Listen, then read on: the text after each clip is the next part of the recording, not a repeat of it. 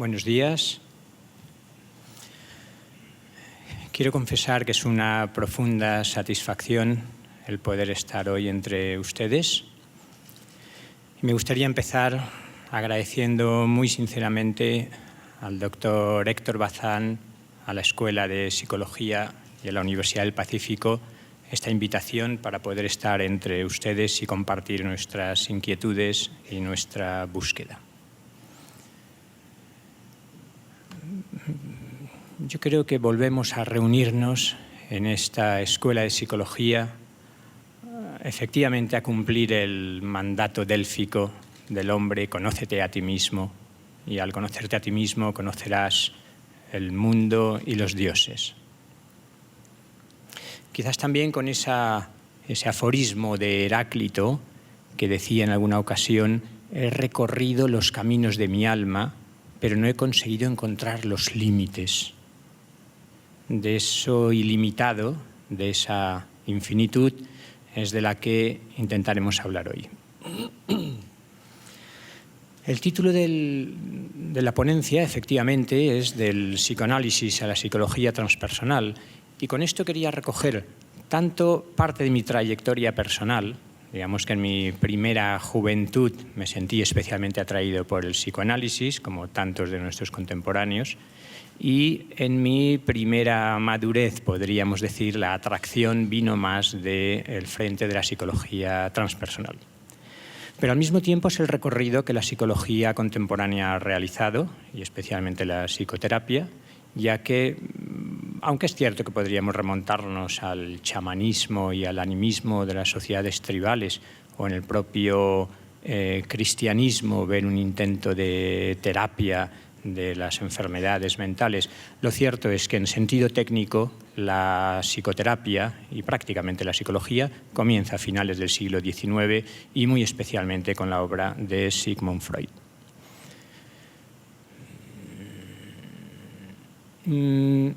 Obviamente no voy a recorrer la historia de la psicología en este último siglo y medio, voy a limitarme a referencias breves para desembocar en la psicología transpersonal que nos ocupa especialmente.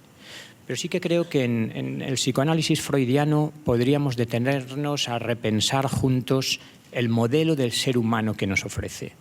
Obviamente voy a prescindir de todo el desarrollo de su pensamiento, de las distintas facetas riquísimas que componen el psicoanálisis, y me centro en lo que algunos denominan el modelo estructural, con esa célebre distinción entre el ello, el yo y el superyo. La imagen que me viene con facilidad, gracias, es que Freud está percibiendo que el ser humano es un campo de fuerzas en conflicto de manera casi ineludible. Es un campo de fuerzas, un campo de energías, por una parte procedente de toda su herencia biológica. El ello, podríamos decir que es nuestra herencia biológica, esa caldera en la que bullen los impulsos, las pulsiones psicobiológicas, que tienden a descargarse y a buscar su satisfacción siguiendo lo que Freud llamaba el principio del placer.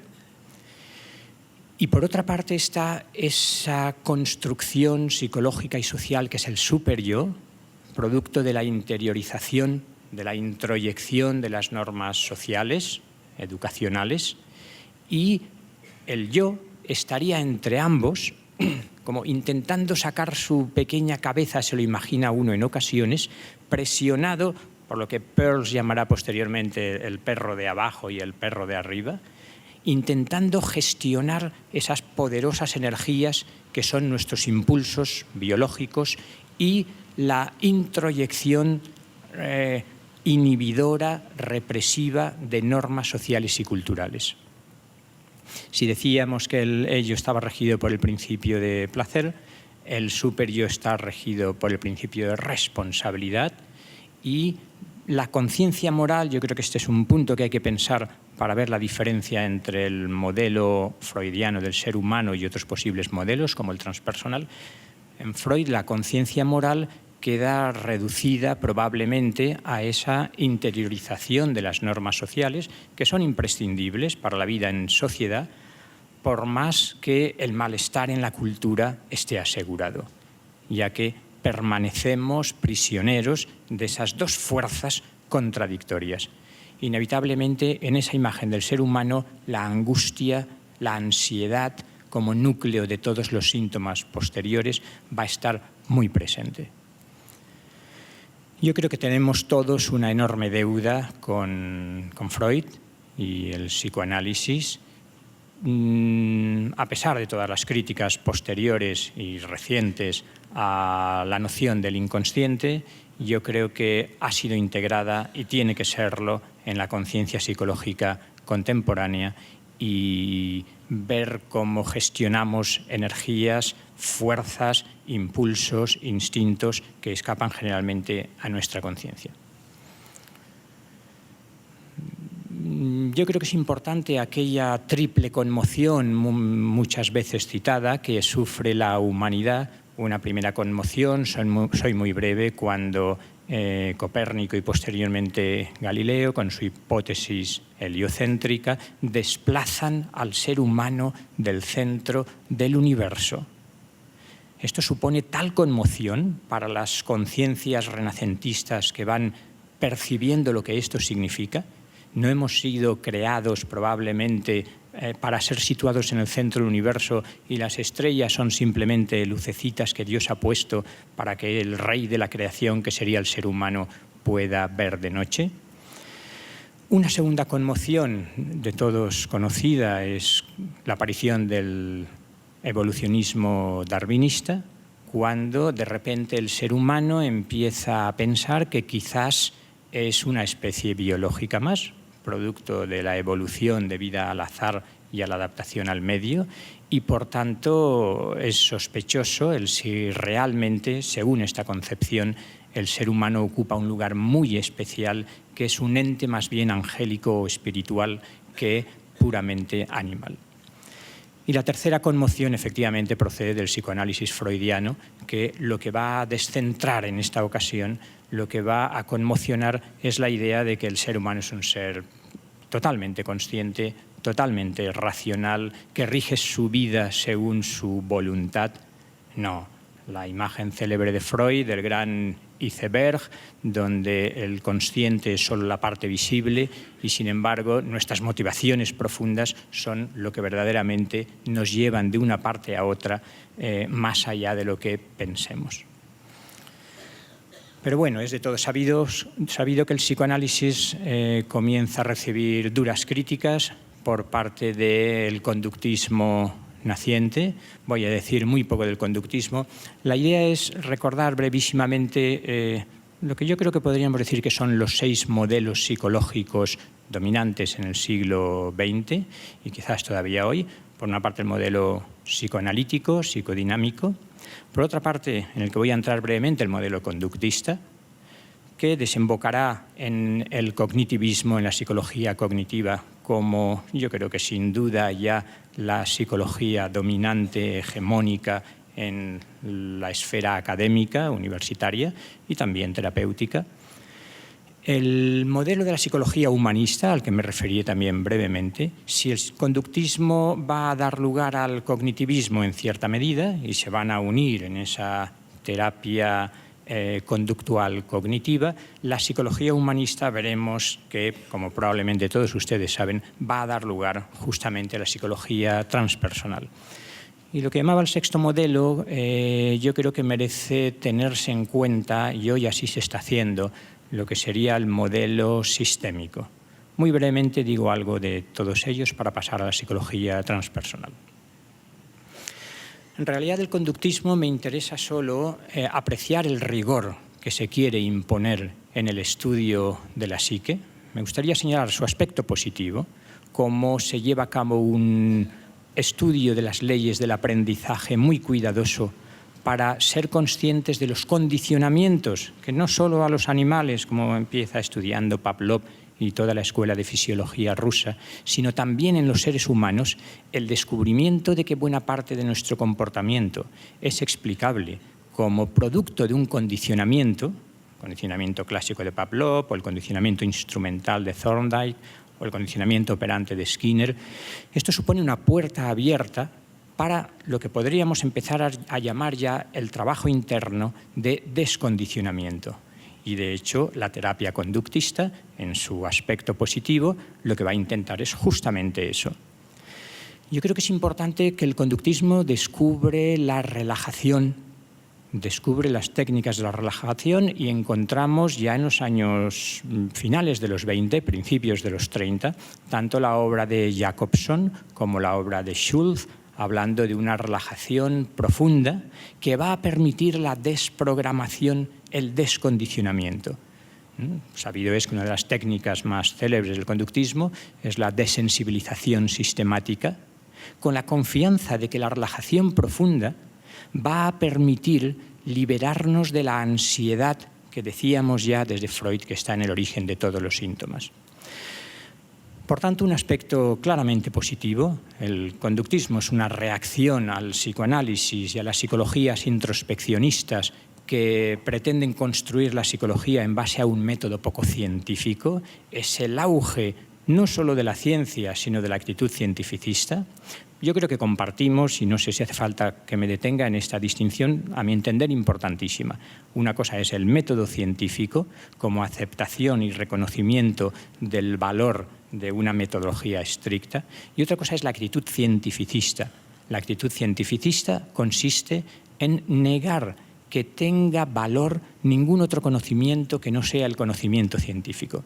Yo creo que esto ha perjudicado mucho a la cultura contemporánea y que ha creado un paradigma cientificista que elimina inmediatamente cualquier conocimiento que no sea procedente del método científico.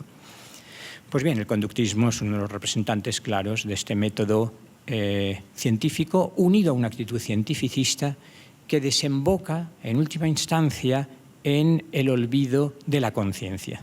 No solo hemos olvidado el alma, que da origen en la psicología al propio término de la disciplina, sino que el inconsciente freudiano empieza a ser sospechoso por poco científico, pero la propia conciencia empieza a ser también una hipótesis innecesaria.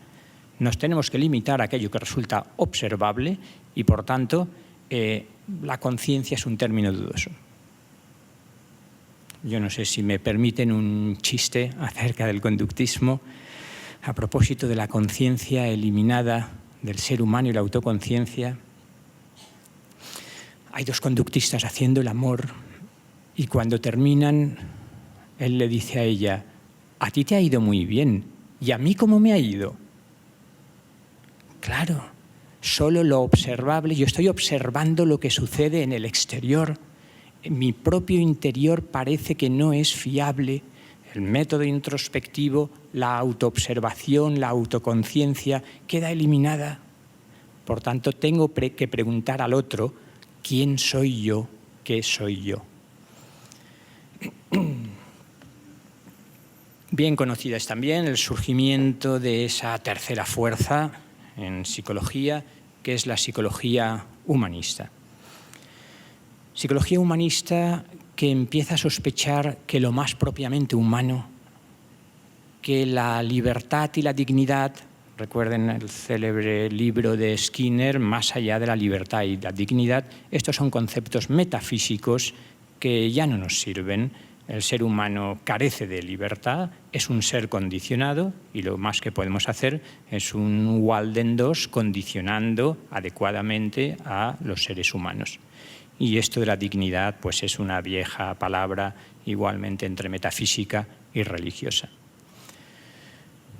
Los psicólogos humanistas viven insatisfechos ante la imagen del ser humano que está presentando el psicoanálisis y la imagen del ser humano que está presentando el conductismo.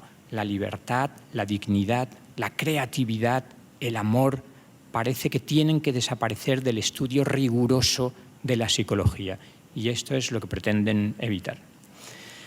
El movimiento humanista, la psicología humanista es tan rica que me voy a limitar a recordar a algunos autores y algunas de las ideas que luego vamos a recoger en la psicología transpersonal. Bueno, hay quien señala dos corrientes que se fundirían en la formación de la psicología humanista. Por una parte, más toda la corriente fenomenológica existencial procedente de Europa, Husserl, Heidegger, Sartre, etc., que va a recibir su síntesis psicológica y psicoterapéutica, podríamos decir, en ese extraordinario psiquiatra que fue Binswanger. Y la otra corriente sería la más propiamente considerada psicología humanista, generalmente nacida entre Alemania y Estados Unidos. ¿A quiénes recordar muy brevemente dentro de la psicología humanista? Yo creo que Viktor Frankl en ocasiones es reconocido y podríamos considerarlo uno de los pioneros en la psicología humanista. Yo creo que quien no haya leído el célebre libro En busca de sentido, donde Frankl cuenta su experiencia en un campo de concentración nazi, es un libro tan ameno como profundo que conmueve los cimientos de la humanidad, nos recuerda una vez más lo que sucedió con el nazismo y nos advierte de la posibilidad de una actitud distinta ante los acontecimientos. Veremos que es idea central que va a recoger el cognitivismo inmediatamente. Mi actitud ante los acontecimientos, la búsqueda por un sentido y en definitiva por el sentido de mi vida hace que pueda transformar y soportar en ocasiones las condiciones más adversas. Yo creo que también hay que reconocer que desde dentro del psicoanálisis, lo que podríamos llamar algunos neofreudianos, sin ninguna duda abren un nuevo campo a la preocupación humanista. Me vienen dos nombres muy especialmente, que serían Erich Fromm y Karen Horney, como exponentes de ese neofreudismo humanista. Pero si hubiera que centrarnos en dos nombres, yo creo que habría quizás unanimidad en reconocer que por una parte Carl Rogers y por otra parte Abraham Maslow son dos de los pilares importantes de la psicología humanista. Carl Rogers con una terapia no centrada, una terapia centrada en el paciente, una terapia no directiva, que está confiando en que hay una sabiduría profunda en el paciente y que la escucha atenta, la comprensión, la aceptación del terapeuta es una poderosa herramienta para la transformación del paciente o del cliente. Maslow va a ser el puente más brillante entre la psicología humanista y la psicología transpersonal. Su obra Motivación y Personalidad tiene una influencia extraordinaria y el hombre autorrealizado va a señalar ya hacia aquellas experiencias cumbre, esos momentos privilegiados que muchos seres humanos experimentan y que nos va a hablar ya de la existencia de esos niveles transpersonales a los que llegamos pronto. Pero sin duda hay otros muchos autores, tenemos todo el movimiento del potencial humano con ese foco radiante que es Esalen, fundado en 1962 en California, y por el que van a pasar buena parte de los psicólogos humanistas. Especialmente intensa es la presencia en Esalen de la línea de la terapia Gestalt, empezando por Fritz Perls, que, como saben ustedes, buena parte de los gestaltistas y de los cognitivistas van a empezar en el psicoanálisis. Lo veremos en los principales cognitivistas y lo tenemos en el propio Perls. Perls se psicoanaliza primero con Karen Horney y después con Wilhelm Reich. Wilhelm Reich, cuya bioenergética, junto a Alexander Lowen, podríamos recoger también como parte importante del movimiento humanista. Y además yo creo que con una aportación importante que se relaciona con la Gestalt. Porque claro, estábamos acostumbrados a terapias más mentales, más intelectuales, en todo caso más afectivas, pero no había el dinamismo energético y emocional que por una parte la Gestalt, con Perls y después con Claudio Naranjo, y por otra parte todo el movimiento de la bioenergética van a llevar a la clínica. Es decir, hay un tipo de catarsis que no es fácil ni en la terapia psicoanalítica ni en la conductista, mientras que a través de la Gestalt, de la bioenergética, con los posibles abusos a los que luego podemos haber asistido, pero despiertan una dimensión del ser humano en la clínica que yo creo que es importante. Hay otros muchos autores, pienso ahora en la influencia que ha tenido Eric Berne y todo el análisis transaccional, que vuelve a ser una aplicación de las ideas freudianas. y encontramos el símbolo del padre, del adulto y del niño, que no es nada más que una representación simbólica más clara de las actitudes propias del superyo, el padre, de las actitudes propias del ello, el niño, y de las actitudes propias del adulto, que sería el yo. Pues bien, tenemos ya esbozada la importancia de la psicología humanista, muy rica, con técnicas muy distintas, y de manera casi simultánea está surgiendo el cognitivismo. El cognitivismo, la psicología cognitiva, que decíamos que es la psicología por excelencia en los ámbitos académicos hoy, y de la que muy brevemente recogería, bueno, si hubiera que mencionar solo a dos autores, probablemente serían Albert Ellis y Aaron Beck, como creadores de la terapia racional emotiva y de la terapia cognitivista más firme.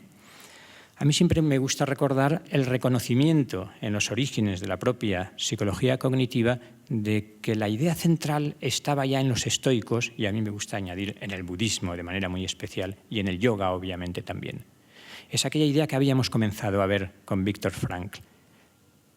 Es de extraordinaria importancia cómo reacciono yo a los acontecimientos exteriores. Nadie está negando la importancia de los acontecimientos exteriores, pero indudablemente el mismo suceso, el mismo estímulo puede producir respuestas muy diferentes. De hecho, alguno de los fundadores de la psicología cognitiva cita a Epicteto concretamente con aquella frase de que lo importante es la reacción que yo tengo y la respuesta que doy a los acontecimientos. Del cognitivismo me gustaría recoger solo la importancia concedida a los esquemas mentales. Volvemos a permitir que nuestro pensamiento desempeñe un papel importante en nuestra conciencia. Los esquemas mentales, las imágenes que tenemos de nosotros mismos y de la realidad, los pensamientos en muchas ocasiones irracionales, este va a ser el punto fuerte sin duda de Albert Ellis, y volvemos a recoger esta herramienta poderosa de trabajo. Podríamos decir, inconscientemente nos recorren pensamientos irracionales y cometemos errores cognitivos, que es lo que en la clínica, la terapia cognitiva, va a trabajar de manera especial. Yo creo que aquí tenemos importantes herramientas de trabajo. ¿Cuál es? La identificación de esos pensamientos irracionales que nos pueden abocar a una profunda depresión, dada la negatividad de esos pensamientos en lo que respecta a nosotros mismos, en lo que respecta al mundo, en lo que respecta al futuro, la tríada de la depresión, decía Aaron Beck. Pues bien, se trata de parte del trabajo psicológico imprescindible. Tengo que reconocer qué pensamientos irracionales me habitan y, a ser posible, quizá en esto la psicología cognitiva ha tendido a ser excesivamente optimista, pero en principio hay la posibilidad de, a través de la disputa racional, que es otra de los recursos técnicos empleados por el cognitivismo, el paciente entra en un diálogo con el terapeuta acerca de sus creencias sobre el mundo. Y tiene que escuchar hasta qué punto lo que está defendiendo es una propuesta racional o el terapeuta puede influir en el reconocimiento de la irracionalidad de muchos de los pensamientos defendidos. Por tanto, el cognitivismo, con su metodología científica, yo creo que está aportando muchas cosas importantes y que su terapia, si buscamos la aplicación, tiene una dimensión ineludible hoy y de ahí su influencia. Voy a ser todavía más breve con las terapias sistémicas, pero no me gustaría llegar a la psicología transpersonal sin mencionarlas. Ya antes de mediados de siglo comienza la terapia familiar y la terapia de parejas, que cada vez ha sido más frecuente. sobre todo con la tendencia a la fragmentación, también familiar, y a la disolución de los vínculos familiares, y el porcentaje de separaciones familiares y de conflictos intrafamiliares, como todos sabemos, ha crecido, o por lo menos se ha manifestado y ha sido conocido de una manera casi preocupante. Pues bien, la intuición central que nos interesa recoger es que cualquier neurosis, cualquier psicosis, la esquizofrenia particularmente, que va a ser lo más estudiado por la escuela de Palo Alto, Gregory Bateson y Paul Watzlawick van a ser dos de los generadores de este enfoque sistémico. La idea central, decía, es el reconocimiento claro de que la patología de un individuo no se entiende si no es en el seno del sistema en el cual ha llegado a manifestarse esa patología. Esto quiere decir que las relaciones familiares o de pareja o de cualquier sistema, porque se puede ampliar al sistema social, y como Ronald Lange, el creador o uno de los representantes de ese movimiento que fue la antipsiquiatría, que podríamos considerarlo como parte de ese rico movimiento humanista, nos hizo ver, pues quizás no está claro, con la exageración que desde mi punto de vista Lange llegó a representar en ocasiones, si los locos están fuera o dentro. En cualquier caso, con exageración o sin ella, nos hizo pensar si la normalidad gris socialmente reconocida es el tipo de existencia que deseamos. Yo creo que la terapia sistémica está siendo cada vez más reconocida. Supongo que aquí se conocerá también lo que en Europa está teniendo un auge impresionante, y son las constelaciones familiares de Bert Hellinger, con una síntesis que yo casi diría de chamanismo y de originalidad, y no sé si incluso de planteamiento. El término esotérico cada vez me gusta menos, pero hay en Bert Hellinger una maestría en el saber conducir a la persona y el crear una réplica de las constelaciones que se producen en la familia de esa persona, y de ahí suceden cosas que están impactando a muchos de quienes conocen las constelaciones familiares. Por tanto, enfoque sistémico, modelo sistémico del ser humano, ineludible ya. Es decir, qué tipo de relaciones interpersonales tenemos para que uno de los nudos de ese sistema vea roto su psiquismo, vea desestructurada su personalidad y tengamos que reconstruir lo que ha sucedido para sanarlo. Pero bueno, disculpen la brevedad del recorrido en los distintos modelos y me gustaría entrar ya en el modelo transpersonal. Probablemente lo que voy a decir es ya conocido entre la mayoría de ustedes. A mí me gustaría distinguir entre el movimiento transpersonal y la psicología transpersonal. Creo que cada vez más con el tiempo se ha mostrado necesaria esta distinción. El movimiento transpersonal sería algo mucho más amplio, mientras que la psicología transpersonal pretende ser una disciplina académica y una disciplina científica. Científica, podemos decir ahora, no significa cientificista, sino más bien, quizás la alternativa a la actitud cientificista, podríamos decir que es una actitud hermenéutica, que es consciente de que cualquier teoría, sobre todo en las ciencias humanas, es una interpretación, que si quiero comprender, en el acto de comprensión estoy necesariamente interpretando, y que probablemente hay interpretaciones rivales que entran en conflicto, y el diálogo entre esas propias concepciones rivales enriquecen el diálogo hermenéutico y la comprensión del ser humano. Pues bien, por tanto, la psicología transpersonal, si quiere ser mínimamente respetada y ha de estar en foros y en ámbitos académicos como este, necesita un cierto rigor que es fácil que se le vaya de las manos y que es lo que hemos comentado ya en varias ocasiones. A representantes como Wilber va a provocar una reacción diciendo ya no me identifico con el movimiento transpersonal y hablo de psicología integral en lugar de psicología transpersonal. Luego llegaremos a Wilber. Transpersonal, significa no solo, y entramos en la esencia de lo transpersonal, significa no solo el descubrimiento de experiencias, de estados de conciencia, que están más allá de lo que tenemos que aclarar que significa personal o egoico o racional, sino que significa también que aquellas dimensiones, aquellos campos de conciencia, energía, podríamos decir, pasan a través de lo personal, a través del ser humano.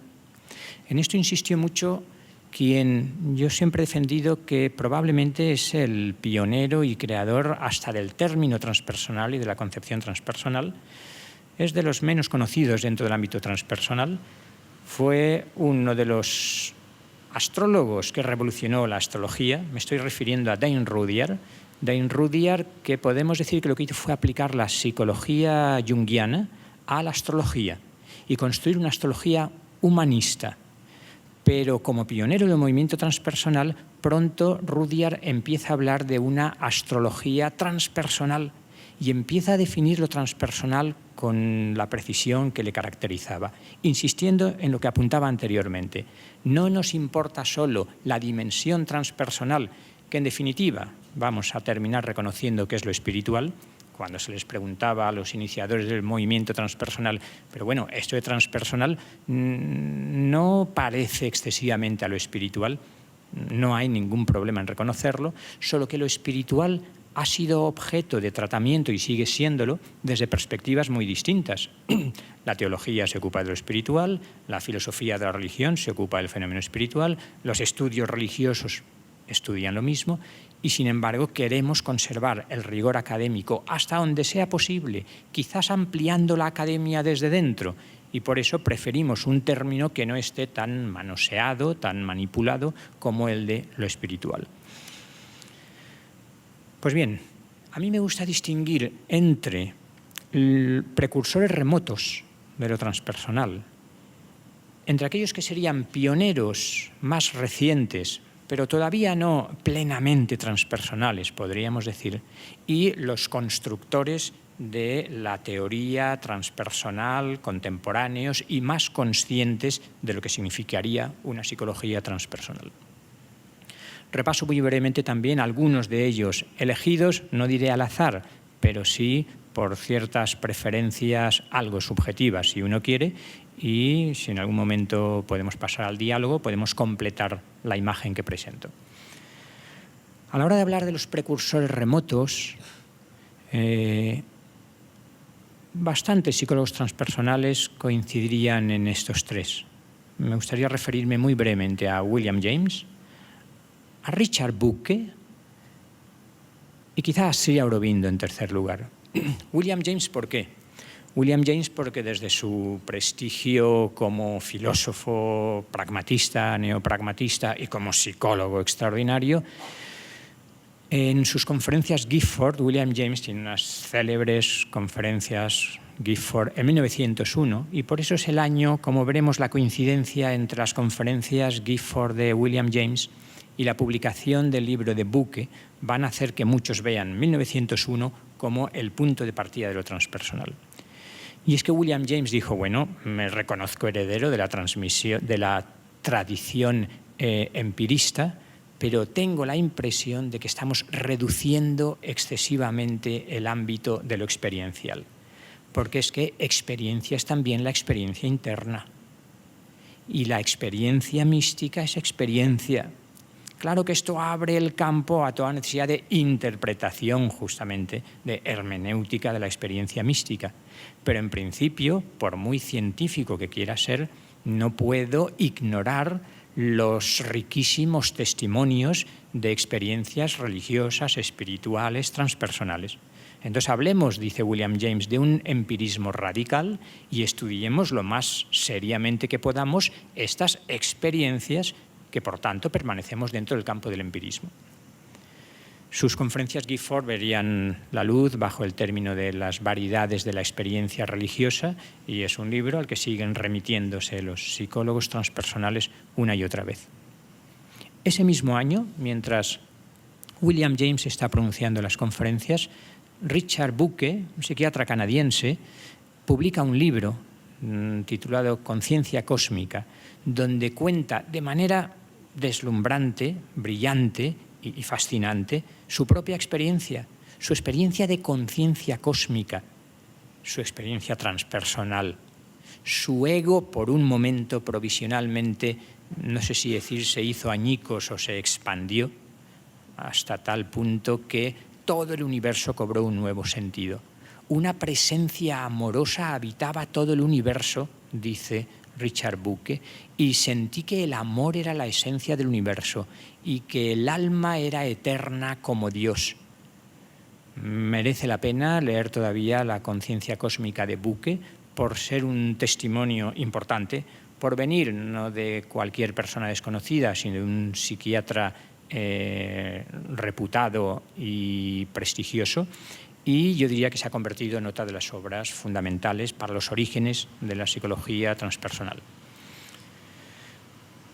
También por esas épocas, Sri Aurobindo está comenzando a escribir un conjunto de obras que influirán muy poderosamente en la psicología transpersonal.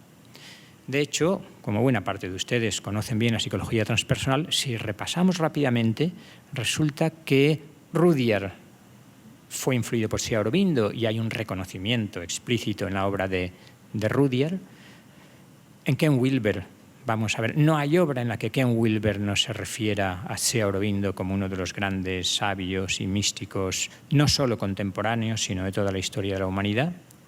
El propio Stanislav Grof, de quien hablaremos luego también brevemente, en Grof probablemente es mayor que en Wilber incluso la sintonía y la coincidencia con el enfoque de Sri Aurobindo, pero sigue más allá. Probablemente hay una obra introductoria, yo creo que muy interesante, de la psicología transpersonal, que es la de Michael Daniels. Daniels termina reconociendo también en Sri Aurobindo como uno de los principales, por una parte, pioneros de la síntesis Oriente-Occidente y por otra parte, precursores de un enfoque propiamente transpersonal, integral.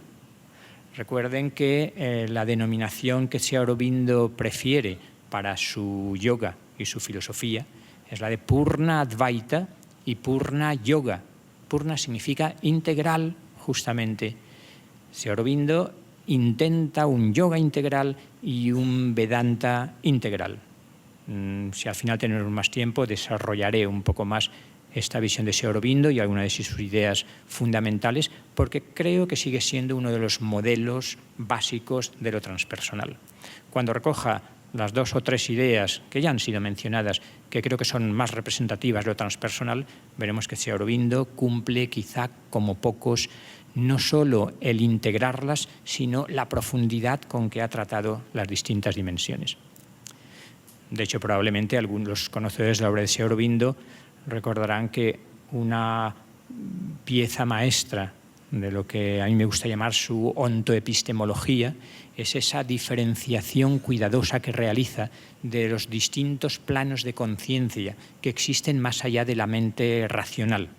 Y Sri Aurobindo despliega su experiencia y su propia conceptualización de lo que él llama la mente superior, después la mente intuitiva, la mente iluminada, antes, la mente intuitiva, la sobremente y, más allá de ello, lo que generalmente se llama la supermente, y algunos, espero que el profesor Renato Huerta esté por aquí y luego coincidamos, con razón prefiere traducir como supramente en lugar de supermente.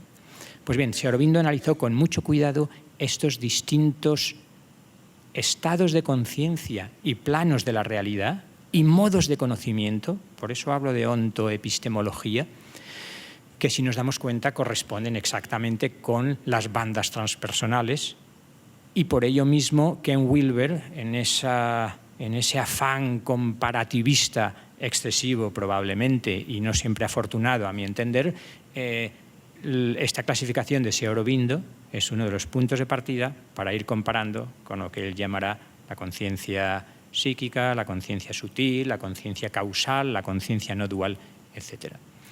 Pues bien, sea como sea, tenemos en Sri Aurobindo un pionero reconocido en todo el campo de lo transpersonal y con un pensamiento que personalmente considero que sigue siendo de una actualidad extraordinaria.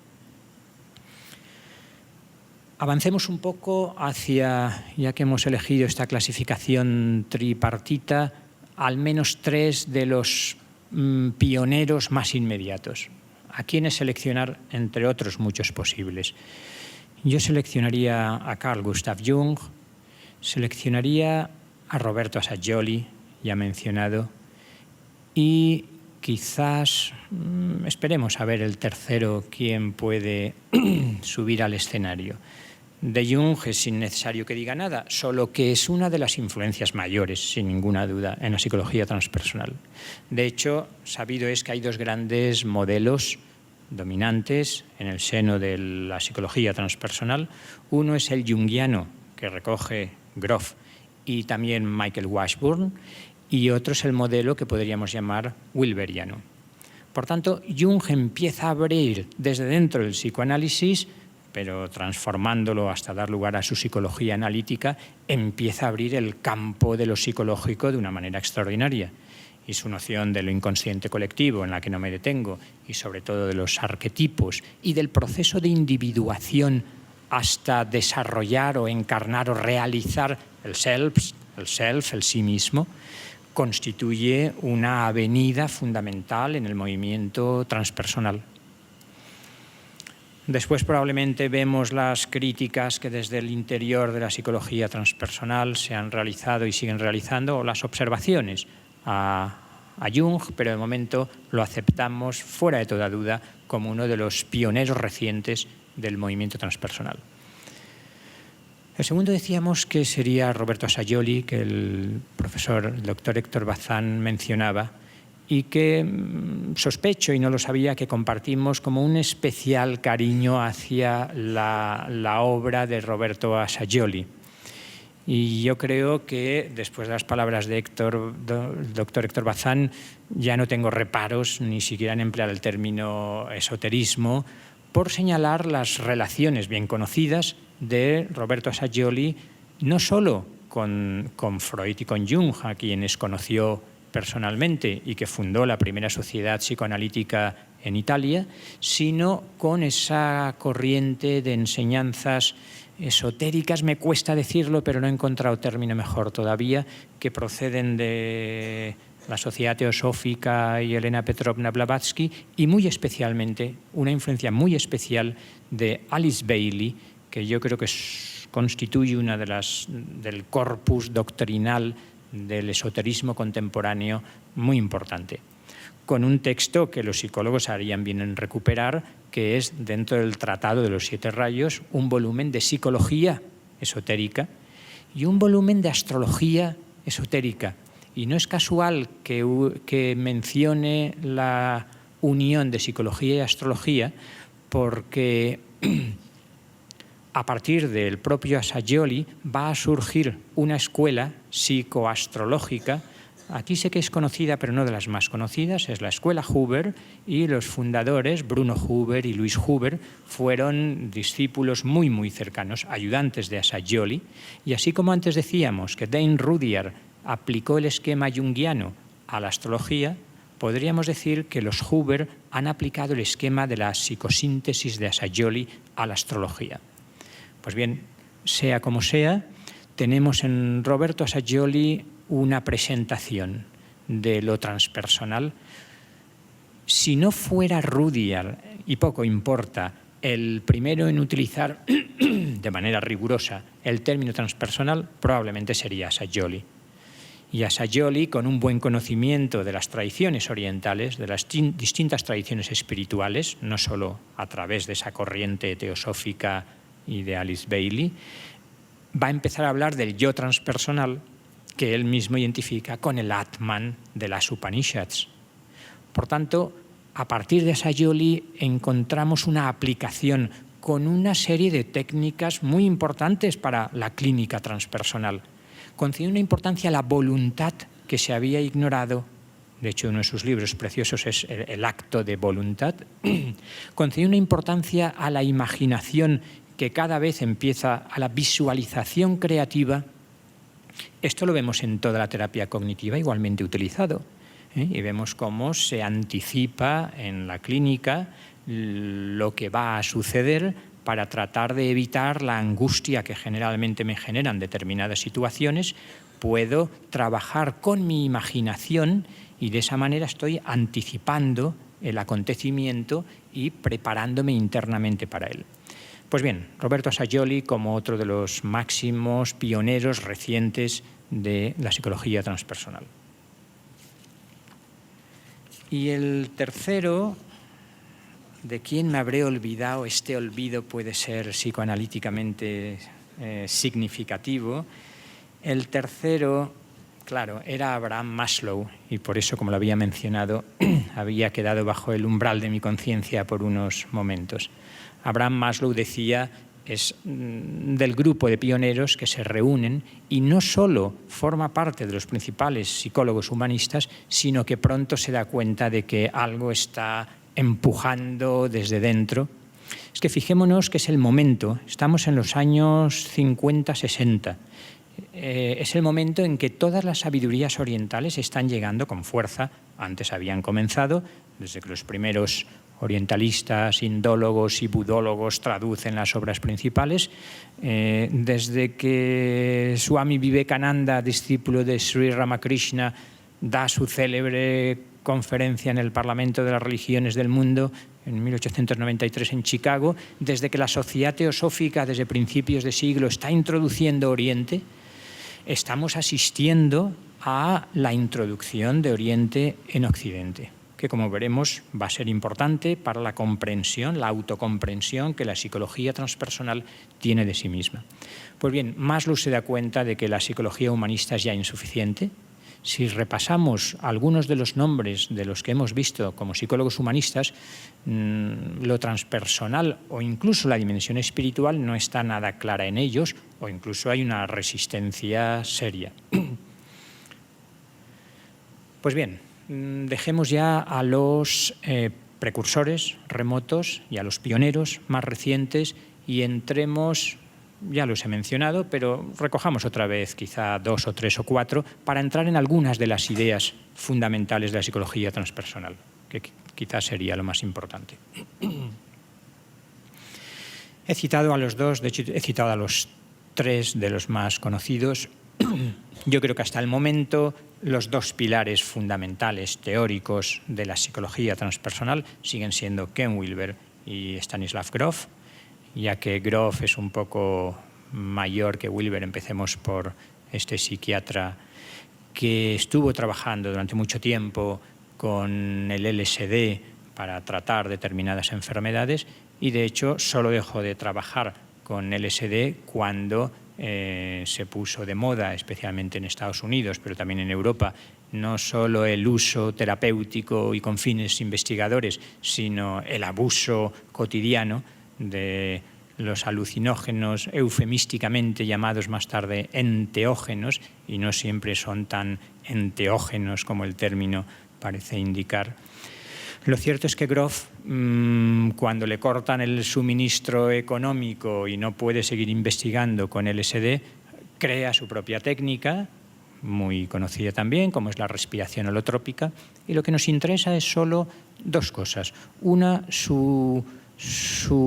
la cartografía de lo psíquico que ha llegado a realizar, destacando 2 aspectos, sin ninguna duda. Por una parte, todo el trabajo profundo con lo que él llama las matrices perinatales, y recogiendo esa idea que está, pues desde Otto Rank, por lo menos, la importancia del nacimiento, del trauma que supone el momento del nacimiento, y Grof va a ver que la caracterología de los distintos individuos va a tener una estrecha relación con la manera en que vivió el parto, el momento del nacimiento, los momentos antes del parto y toda la vida intrauterina, y muy especialmente el momento de salir a la vida. Esas 4 matrices perinatales van a marcarnos y van a, digamos, influir en el modo de vivir la existencia posteriormente.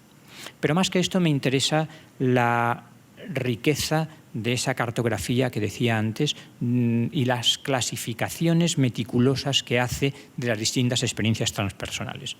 Distintas experiencias transpersonales que proceden no solo de manera más polémica para algunos de las experiencias propias y de sus pacientes y amigos con LSD, sino también de experiencias acaecidas durante la respiración holotrópica en los talleres que pronto Grof y Stanislav y Cristina pusieron de moda y han recorrido medio mundo con sus talleres de respiración holotrópica.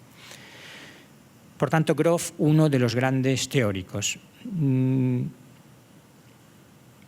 La última obra de Grof, que yo sepa es la última, El viaje definitivo, donde ha abordado también el fenómeno de la muerte, yo creo que es una de las obras más completas que yo sepa, porque recoge los distintos abordajes del fenómeno de la muerte. Como veremos, también está presente en la psicología transpersonal, quizás a través de esa obra cada vez más leída, que es el Bardo Todol, conocida como el libro tibetano de los muertos, aunque en realidad la traducción más exacta sería el libro de la liberación a través de la audición. No vamos a entrar ahora en el Bardo Todol, pero podríamos decir que la guía post-mortem que Padmasambhava está ofreciendo en el Bardo Todol y la guía meditativa que está ofreciendo en el Bardo Todol, ya que ir a morir es un fenómeno análogo a ir a meditar y a ir a dormir, como me gusta decir siempre, estableciendo esa analogía entre los tres fenómenos, podemos verlo indudablemente como una descripción de experiencias transpersonales. Son las experiencias por las que va a pasar la conciencia o el alma al abandonar el cuerpo físico, pero son también las experiencias por las que atravesamos o podemos atravesar cuando estamos en el proceso de meditación.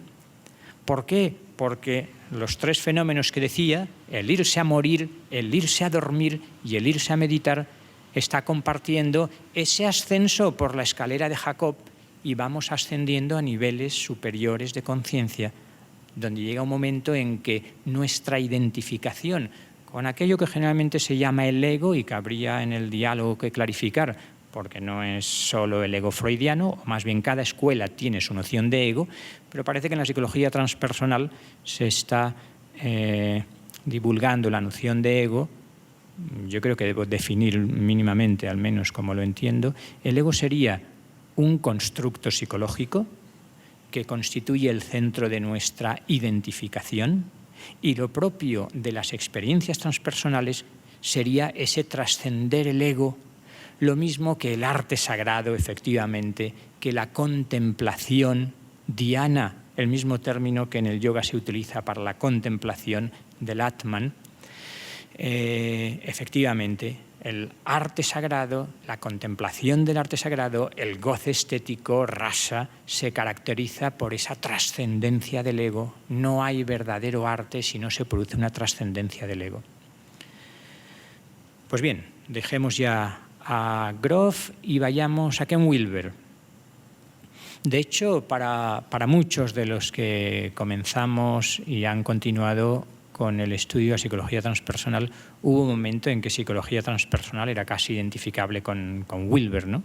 Como aquellos para quien la filosofía es Hegel o la música es Beethoven o el Vedanta es Shankara, pues para los transpersonales en muchas ocasiones lo transpersonal era Wilber. Y yo creo que hay que reconocer que desde 1977, en que publica su primera obra, El espectro de la conciencia y su modelo espectral, diciendo justamente esto: atención, ahora que estamos estudiando Oriente-Occidente, ciencia y mística, estamos tomándonos en serio el que existen estados de conciencia muy distintos de aquellos que conocemos habitualmente. Tomémonos en serio de nuevo desde una perspectiva rigurosa académica, pero libre de prejuicios, las experiencias de los grandes místicos de todas las tradiciones. Vamos a cometer la falacia pre-trans que Wilber nos enseñó a discriminar, reduciendo todo lo transpersonal a lo prepersonal. No, hablan de experiencias místicas. Esto es una experiencia oceánica de fusión con la madre en el seno materno.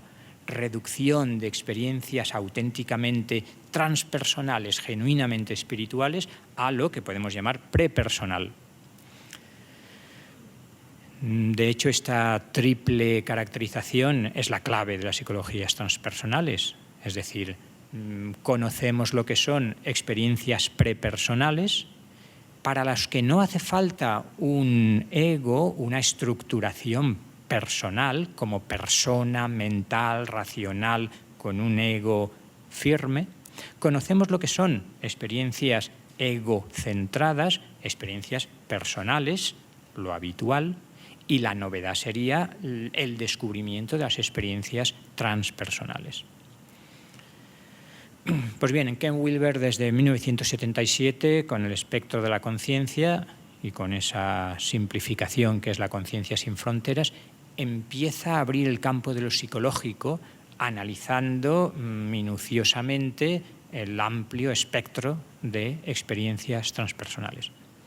No voy a recorrer la sinuosa trayectoria de Wilber, que él mismo ha llegado a hablar hasta del Wilber 1, el Wilber 2, Wilber 3, Wilber 4, etc., sino que me gustaría recoger solo lo que yo creo que hoy se ha convertido en una herramienta de trabajo para muchos transpersonales wilberianos, que es ese sistema OCON, como él denomina, es decir, omni, cuadrante, omni, nivel. Explico muy brevemente, para quienes no lo conocen, lo que en la última década, probablemente desde Sexo, Ecología y Espiritualidad, que yo creo que sigue siendo quizás su obra clave, empieza a desarrollar.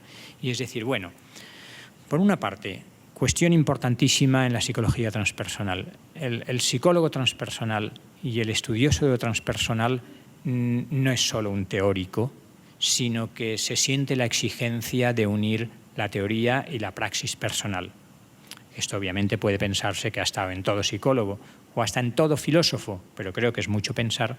Y la idea de transformación, que sería central en las psicologías transpersonales y en todo trabajo interno, ocupa un lugar muy importante. Se me ocurre ahora que podríamos decir, hasta ahora los psicólogos se han limitado a interpretar la psique, ahora se trata de transformarla, sin querer despertar ecos no siempre agradables. Pero lo cierto es que Wilber va mostrando la necesidad y la exigencia de que tanto la comprensión del fenómeno psíquico como el trabajo interno sea integral. ¿Integral qué significa? Pues que vemos trabajos que solo ocupan lo que sería una parte de uno de esos 4 cuadrantes. La parte de la conciencia, de la mente, de lo psíquico. Y uno descubre ahí en su experiencia interior, por ejemplo en meditación, a la que me referiré luego, todo el amplio campo de su conciencia. Pero ignora por completo lo que podríamos llamar el otro cuadrante, que sería el correlato anatomofisiológico de lo que está sucediendo en la meditación. Olvida todos los estudios de las neurociencias, de la neurofisiología, que tienen mucho que aportar para la comprensión de lo que está sucediendo en mis estados de conciencia. Por tanto, necesito estudiar el cuerpo y la mente, en definitiva, el cuerpo y la conciencia. Pero lo mismo sucede a nivel colectivo. Si a nivel individual he de tener en cuenta, para simplificar, lo psíquico y lo físico, la mente o la conciencia y el cuerpo, con las ciencias específicas o los conocimientos característicos de cada uno de esos cuadrantes, a nivel colectivo sucede lo mismo.